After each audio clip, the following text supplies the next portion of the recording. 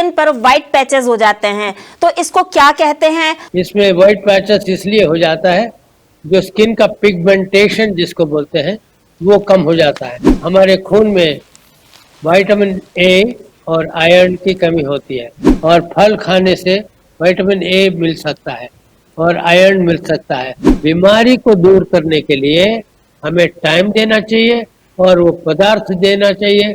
नमस्कार, D5 channel Hindi देख रहे दर्शकों का मैं वंदना स्वागत करती हूं। आज एक बार फिर हम जुड़े हुए हैं वरिष्ठ चिकित्सक डॉक्टर अरुण शर्मा जी से। डॉक्टर अरुण शर्मा, आपका बहुत बहुत स्वागत है हमारे इस प्रोग्राम में। नमस्कार, हमें भी बहुत खुशी है आपके दर्शकों से दोबारा मिलने का। डॉक्टर शर्मा, आज हम बात करेंगे कुष्ठ रोग की। कुष्ठ रोग में एक रोग ऐसा होता है जिससे कि स्किन पर व्हाइट पैचेस हो जाते हैं, तो इसको क्या कहते हैं और ये रोग क्यों होता है और इससे कैसे बचाव संभव है, ये आप हमें बताइए।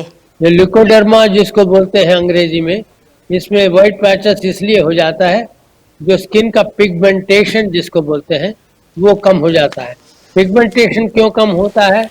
क्योंकि हमारे खून में विटामिन ए और आयरन की कमी होती है, और इसके साथ इनको जोड़ने का जो बॉन्डिंग एजेंट है वो सूर्य का किरण है। कई लोगों को सूर्य किरण में जाने से हम काले हो जाएंगे ऐसे सोच के ज़्यादा सूर्य धूप में नहीं जाते हैं वो लोग, तो वो लोग छाया में ही रहते हैं, कभी धूप का यूज़ नहीं करते। तो इसलिए उनके शरीर में विटामिन ए और आयरन की कमी ज़्यादा महसूस होता है।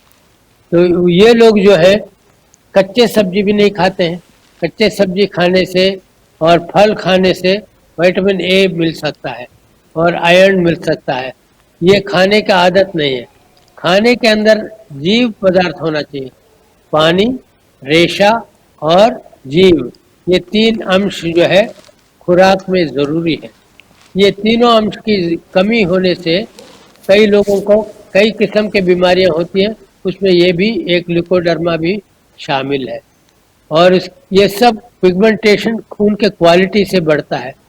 खून का क्वालिटी जैसे खराब होता है तो स्किन का रंग भी खराब हो जाता है। कुछ लोगों को पैच जो है बहुत ही ज़्यादा सफ़ेद दिखता है, कुछ लोगों को इतना दिखता नहीं है, लेकिन वो समझ रहे हैं उनको वो रोग आया नहीं। थोड़ा हल्का सा सफ़ेद रहता है, कई कई जगह में हल्का सा काला रहता है, स्किन कलर इवन नहीं रहता। ये सब उसी रोग का एक अलग अलग हिस्सा है, लेकिन वो समझते नहीं हम लोग। इसलिए हम सिर्फ जब बहुत बुरा हो जाता है तब इसका इलाज करने जाते हैं। ऐसे लोगों का भी इलाज हो जाता है।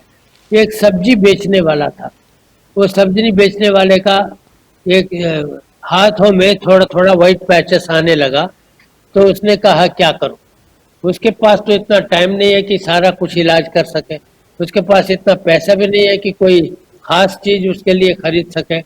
लेकिन वो आउटडोर में तो रहता ही था, धूप में तो रहता ही था, धूप तो उसके शरीर में पड़ता ही था, लेकिन वो कच्चा सब्जी नहीं खाता था।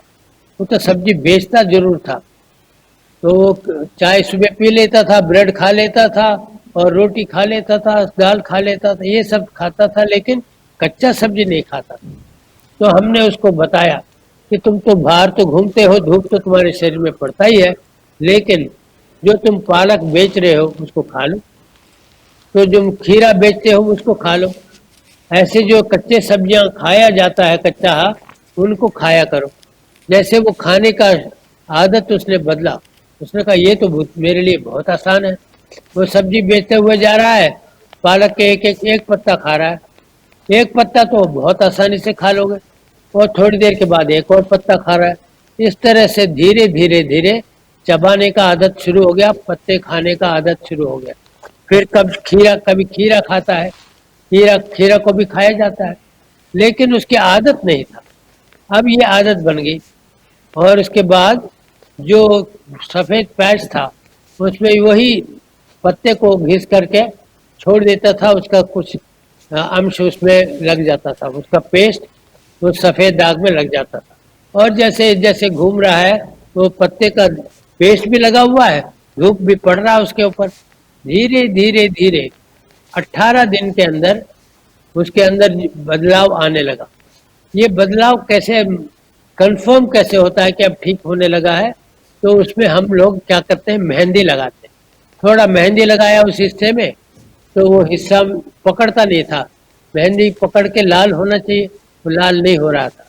तो कुछ दिनों के बाद जब लाली पकड़ने शुरू किया तब हमें पता लगा कि ये पिगमेंटेशन शुरू हो गया। ये जब पिगमेंटेशन शुरू हो गया तो धीरे धीरे वो पैच जो है बदलने लगा। ऐसे जगह जगह में जो पैचेस होते हैं सभी एक जगह के शुरू होने से सब जगह ठीक हो गए। उसके लिए तो इतना आसान था ये करना, लेकिन जो घरों में रहते हैं उनको भी ये कहो कि पत्ता खाओ और गाजर खाओ, ये खीरा खाओ, तो वो नहीं खा सकते। उनको तो रेगुलर खाना खाना है, ऐसे सोचते हैं वो लोग। बीमारी को दूर करने के लिए हमें टाइम देना चाहिए और वो पदार्थ देना चाहिए, मौका देना चाहिए और विश्वास करना चाहिए। ये सब जरूरी पदार्थ, तो वो शरीर जो है अपने आप ही रेस्पॉन्ड करता है। जब रेस्पॉन्ड करता है तो आप देखेंगे बहुत बढ़िया चल रहा है इलाज। अब इसके अंदर देखिए दो हिस्सा है इलाज का। एक तो है कहते हैं थेरेपी, एक होता है डाइट। एक्सरसाइज तो है ही, उस आदमी के लिए एक्सरसाइज अलग कहने की जरूरत नहीं थी, क्योंकि वो सब्जी बेचता था टोकरी में लेके, जगह जगह चलता रहता था, उसके लिए एक्सरसाइज तो काफी था। और सनबाथ के लिए कहने की जरूरत नहीं थी, सनबाथ तो उसको वैसे ही मिल रहा था। लेकिन आमतौर पे जो घरों में रहते हैं महिलाओं को या मर्दों को, उनके लिए अलग एक्सरसाइज कहना पड़ता है। और उनके लिए एक्सरसाइज में सबसे बढ़िया एक्सरसाइज क्या है? प्राणायाम। प्राणायाम जब करते हैं तो सांस को खींच कर रोकना, सांस को निकाल कर रोकना, ये कई बार करना पड़ता है। जो 5 बार करने के बाद थोड़ा साधारण सांस खींच के रोक लेते हैं, उसमें ध्यान देते हैं। साधारण सांस में जब ध्यान देते हैं तो ये साधारण सांस हल्का हल्का हल्का और हल्का हो जाता है। जब इतना हल्का हो जाता है कि पता ही नहीं लग रहा है कि सांस ले रहे हैं, उस स्थिति में ध्यान लगाना चाहिए साधारण सांस के ऊपर। तो उसमें क्या होता है कि समाधि स्थिति तक पहुंच जाते हैं, ख्यालात कुछ नहीं आते, absence of thoughts, absence of breath, फिर भी आप जी रहे हैं। तो ऐसी स्थिति को बार बार लेने से जो रिपेयरिंग मैकेनिज्म है, दुरुस्त करने के जो तैयारी जो मशीन चलता है अंदर, वो अच्छी तरह से काम करता है। जब उसके अंदर दखल अंदाजी हो जाता है, क्योंकि हम मन में हमेशा अफसोस करते हैं कि ये क्यों हो गया मेरे साथ, ये क्यों हो गया मेरे साथ, ऐसे जब अफसोस करते हैं तो ये इलाज बहुत खराब हो जाता है, रुक जाता है। शरीर ने जो कुछ काम करना है वो कर नहीं पाता। इसलिए हमें जो शहरों में रहते हैं, जो जिनके लिए कोई एक्सरसाइज नहीं है, उनको हम बोलते हैं रनिंग करो। रोज 15 मिनट का रनिंग करने से क्या होता है? ब्लड सर्कुलेशन अच्छा होता है, एलिमिनेशन अच्छा हो जाता है। ये दोनों अच्छा होने से उनका स्किन का हेल्थ ऑटोमेटिकली तैयार हो जाता है। और स्किन के लिए और भी कई दृष्टिकोण है। एक दृष्टिकोण ये है, चर्म के अंदर जैसे सुराख होते हैं, ये सुराख बंद रहते हैं कईयों का। ये सुराख बंद क्यों रहते हैं? ये साबुन लगाते हैं बदन में और कॉस्मेटिक्स लगाते हैं और साफ नहीं करते हैं। ऐसे कुछ लोग तो है साफ नहीं करते शरीर को, नहाते नहीं, धोते नहीं, ऐसे चलते रहता है उनका जिंदगी, उनका भी खराब हो जाता है। और कुछ लोग जो है बहुत साफ करते हैं, साफ करने के जरिए साबुन लगाते हैं और मेकअप लगा देते हैं। ये स्किन के यहाँ खराबी है, यहाँ खराबी है, तो मेकअप लगा के उसको एडजस्ट कर लेते हैं, समझते हैं अब तो ठीक हो गया हमारा। लेकिन उससे यही कॉस्मेटिक्स आपके लिए दुश्मन बन गया, ये हम नहीं जानते। ये दुश्मन कैसे बन जाता है? जबकि इन चीजों को हम ध्यान नहीं देते कि श्वास हम नाक से ही नहीं ले रहे, चर्म से भी श्वास ले रहे हैं। Skin is a better breathing organ. जो चर्म है इससे भी हम सांस लेते हैं, ये ध्यान हमें नहीं है। तो इसीलिए हमें जरूरी है ये ध्यान रखना कि चर्म को साफ रखें, ताकि इसके जरिए जो सांस लेने का विधि है वो अच्छी तरह से चले। तो चर्म को साफ रखने के लिए साबुन का इस्तेमाल न करें और इसके ऊपर कोई कॉस्मेटिक्स मत लगाएं। साबुन का इस्तेमाल तो सब करते हैं, इसमें क्या गलती है, ऐसे लोग पूछते हैं। साबुन में वो पदार्थ होता है जो इसके ऊपर एक लेप छोड़ देता है, वो ये सुराखों को बंद कर देता है। जो हम सांस नाक से लेते हैं, इससे ज्यादा जरूरी है चर्म का सांस, इसके सुराख बंद नहीं करना चाहिए। ये इसको बंद करेंगे तो चर्म का हेल्थ जो है वो खराब हो जाए। से ये पूछना चाहूंगी कि साबुन की जगह किस चीज का इस्तेमाल करना चाहिए? बहुत अच्छा सवाल किया आपने। हमारे देश में ये जो मूंग होता है, मूंग दाल का पाउडर, या बेसन का पाउडर, या शिकाकाई का पाउडर, या रीठा, ऐसे चीज, रीठा से बाल धो सकते हैं, और ये शिकाकाई का पाउडर से बदन साफ कर सकते हैं, और ये जो बेसन का पाउडर है या कोई मूंग दाल का पाउडर है, इससे बदन साफ करने से ज्यादा अच्छा होता है। तोरी का जो सूखा होता है फाइबर, बदन को रगड़ सकते हैं, लेकिन रगड़ते वक्त दबाव नहीं डालना, स्पीड बढ़ाना है। स्पीड से उसको रगड़िए और चर्म तो इतना साफ हो जाता है, जितने भी दाग हैं, कई दाग ऐसे परमानेंट हो जाते हैं क्योंकि सफाई नहीं हो रहा, वो काला काला दाग रह जाता है। उसको साफ करने से बाद कुछ दिन के बाद हैरान हो जाते हैं, अरे ये तो निकल जाता है दाग। ये जो हमारा स्किन है ना, पूरा स्किन सर से लेके पांव तक हर महीने में बदल रहा है, हमें पता भी नहीं। जैसे हम कमीज बदलते हैं हर रोज, हमारा जो शरीर का जो चर्म है, नया चर्म बन जाता है हर महीने। देखिए, फिर भी हम वही रोते रहते हैं कि ये चर्म मेरा खराब है। चर्म अच्छा कैसे हो सकता है कि खुराक अच्छा दो, नया चर्म जो बनेगा और अच्छा बनेगा क्वालिटी का। और खुराक वो क्या होना चाहिए, कच्चे सब्जियां जरूर खाएं। हाँ डॉक्टर शर्मा, ऐसी कौन सी चीज है जो बिल्कुल भी नहीं खानी चाहिए स्किन डिजीज होने पर? अदरक, क्या अदरक नहीं, वो क्या बोलते हैं उसको, हींग। हींग जैसे चीज है ना, वो सब स्किन के लिए बहुत ही खराब है। और हल्दी तो और भी खराब है। लोग समझते हैं हल्दी का तो बहुत अच्छा उपयोग है चर्म के लिए, ऐसा नहीं।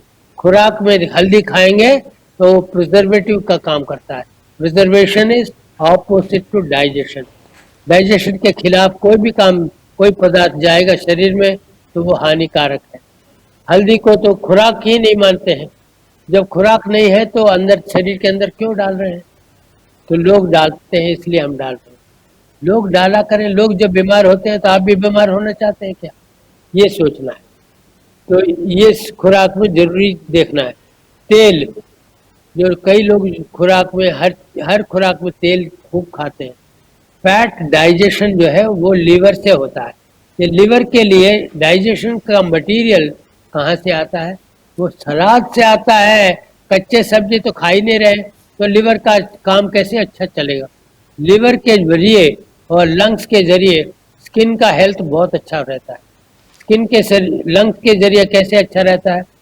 क्योंकि हम जब सांस लेते हैं अंदर तो ऑक्सीजन सप्लाई होता है, और सांस जब बाहर छोड़ते हैं तो कार्बन डाइऑक्साइड निकलता है बाहर।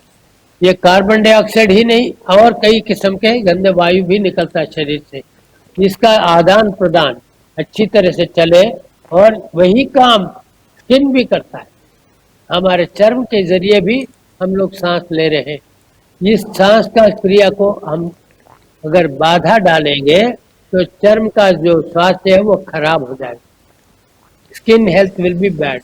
उसके रंग खराब हो जाएंगे, और उसके अंदर दाग आएंगे, धब्बे आएंगे, और लिकोडर्मा क्या, कुष्ठ रोग क्या, ये सब इसी तरह से बढ़ता जाएगा। हमें ये ध्यान रखना चाहिए कि व्यायाम और प्राणायाम ये बहुत ही जरूरी है।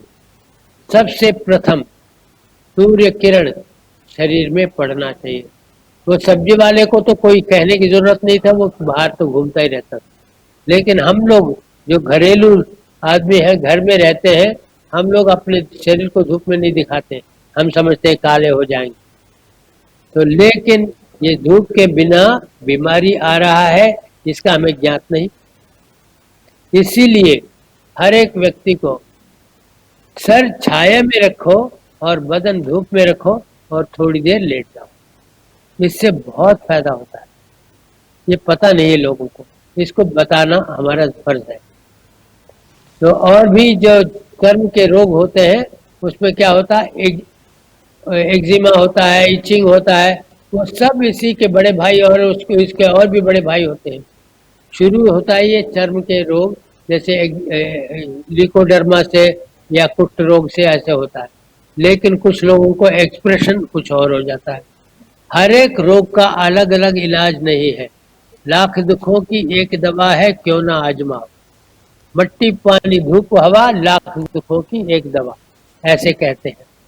तो ल्यूकोडर्मा हो या कोई नाम हो, नाम से हमें पता नहीं है। स्वास्थ्य को बढ़ाइए और चर्म रोग से दूर रहिए। डॉक्टर शर्मा, आप हमारे साथ जुड़े, आपका बहुत बहुत धन्यवाद।